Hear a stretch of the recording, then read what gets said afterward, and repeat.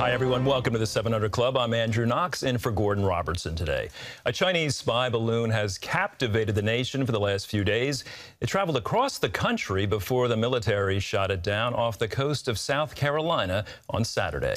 Well, joining us today is a man qualified to assess this security breach and much more. Former Secretary of State and CIA Director Mike Pompeo. Here's a look at his impressive background.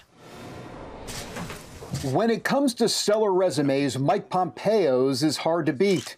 First in his class at West Point, a Harvard law degree, U.S. Congressman, CIA Director, Secretary of State, and quite possibly a presidential candidate in 2024. You said you're considering it. How close are you to making it? So as for that, Susan and I are thinking, praying, trying to figure out if this is the next place to go serve, but we haven't come to that conclusion. We'll do so. But how close are you? We'll figure this out in the next handful of months. Ever since leaving the Trump administration, Pompeo has been showing up regularly in key early primary states like Iowa and New Hampshire. Well, good morning, everyone. And now he's written the new book, Never Give an Inch, about his time in the White House.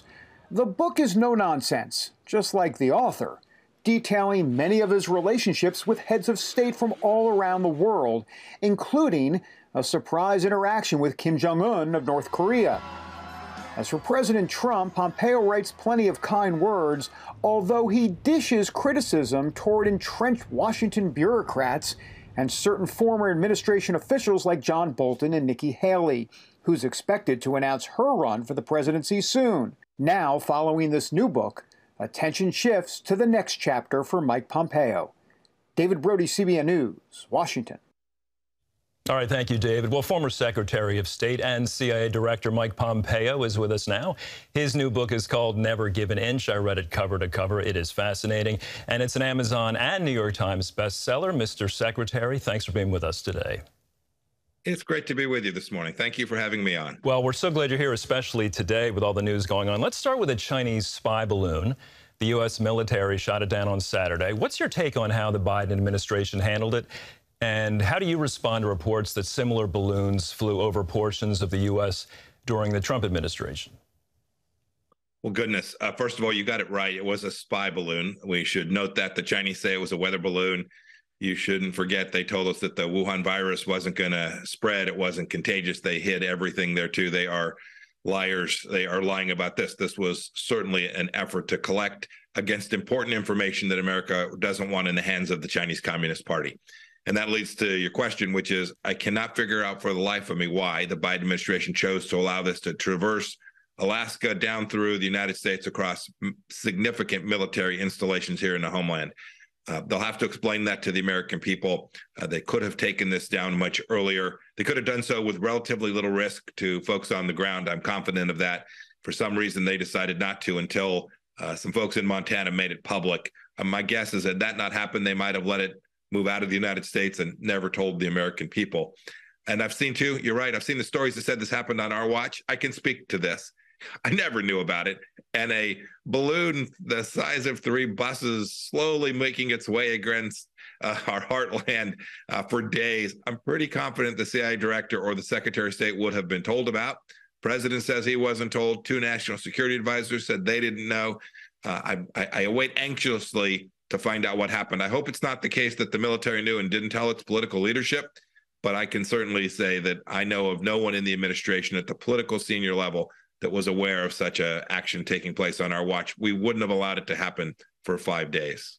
All right, well, let's turn to another flashpoint, the Middle East. There's been a surge in Palestinian terrorism against Israel recently, sponsored by Iran.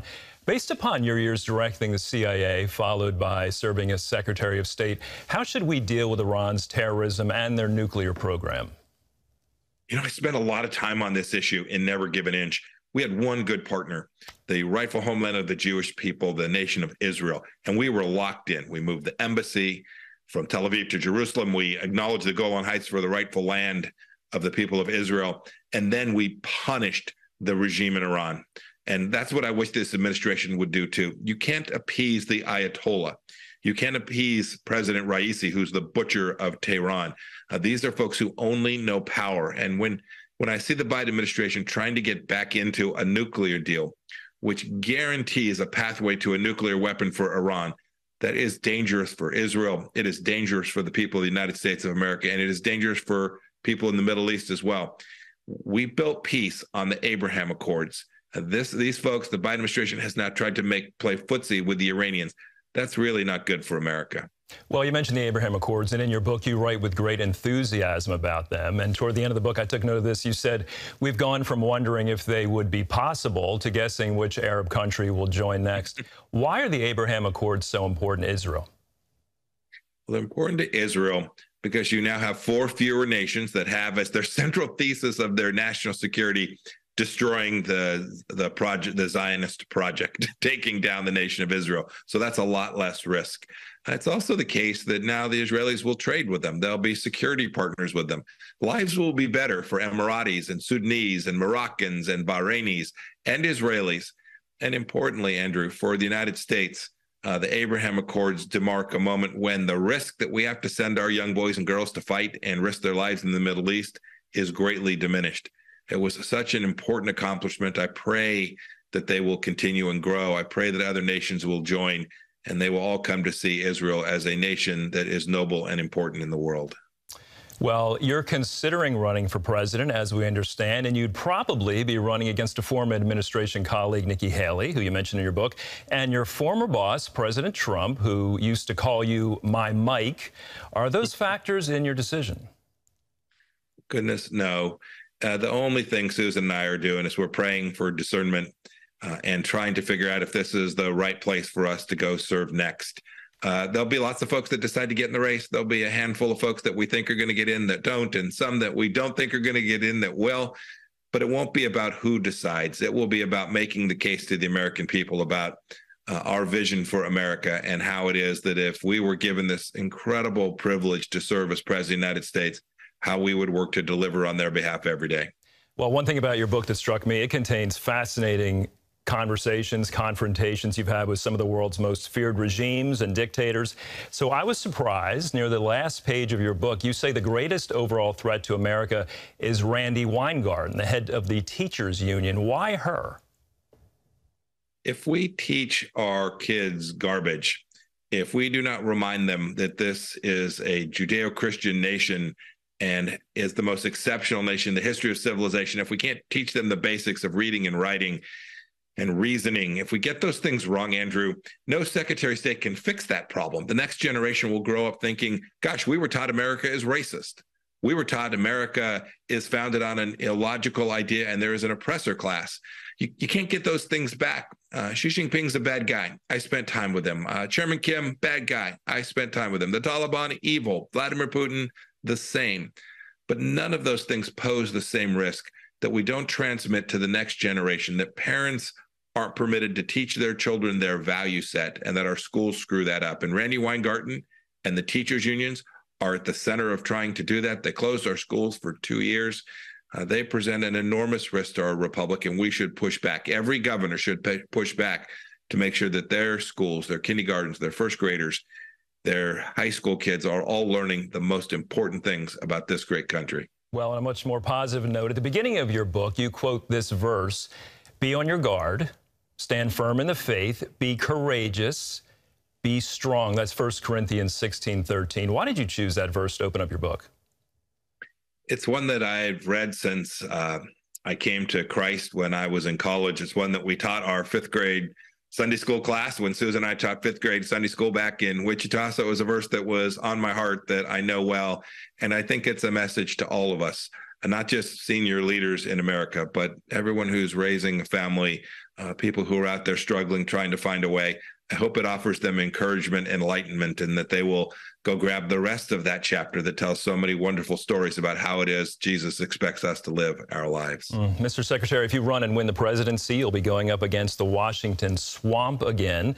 What kind of opposition did you run into from the entrenched bureaucracy as CIA director and then Secretary of State? Oh, goodness. It was tragically difficult at the State Department, less so at the CIA, frankly. They were more like some of the warriors that I knew from my time as a young lieutenant in the United States Army. You point them in the right direction, they'll put a dagger in their mouth and they'll go swim the river and do good things for the country. State Department was a different creature. They had a mind of their own. They were left of center. and they resisted the things that President Trump and I were trying to accomplish. It was there were 3 unions there. It was a difficult leadership challenge for sure when you're meeting that kind of resistance inside the organization that is supposed to work for you. I think I know how to fix it. You have to be able to make decisions based on merit, hiring decisions, promotion decisions, termination decisions, assigning people to the right place that fits their skill set that the Lord has given them. Today, none of that happens inside the State Department. It is a old boys network built on a set of union rules and civil service regulations. That's not good for the country, and we need to fix it. And the next conservative president needs to get after it. All right, everybody, the book is called Never Give an Inch, and it is a great read. As I said, I read every page, and I encourage you to get a copy. Mr. Secretary, thanks so much for being on the 700 Club today. Andrew, bless you. Thank you for having me on today.